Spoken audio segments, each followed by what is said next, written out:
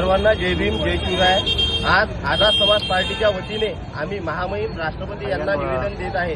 त्याचे कारण असे की सर्वप्रथम जे आपले देशाचे सर्वोच्च न्यायालयाचे सरन्यायाधीश आहे सन्माननीय भूषणजी गवई यांना जे काल राकेश सनातनी विचारसरणीच्या नीच प्रवृत्तीच्या व मनुस्मृती वृत्तीच्या माणसाने वकिलाने ज्याचे नाव राकेश किशोर आहे ज्यांनी जे त्यांच्या पायातील पायदान काढून जे सरन्यायाधीश यांना मारण्याचा प्रयत्न केला त्याचा सर्वप्रथम मी प्रवीण मोहोळ जिल्हाध्यक्ष या नात्याने समाज पार्टीच्या वतीने सर्वांचा त्यांचा निषेध करतो व आमची मागणी याप्रमाणे आहे की त्याच्यावर देशद्रोहाचा गुन्हा दाखल करावा व त्याचं जे वकिलीचं लायसन आहे ते रद्द करण्यात यावे व त्या सनातनी वृत्तीच्या लोकांना एक बुद्धिस्ट अभ्यासू आणि होतकरू जे सरन्यायाधीश आहे एवढ्या मोठ्या उच्च पदावर स्वकर्तृत्वाने पोहोचले या सनातनी लोकांना ते मुळीच पचत नाही आहे। त्यांच्या पोटातील खतखत हे आता वर आलेली आहे कारण की अस्पृश्य हे नेहमी खाली असले पाहिजे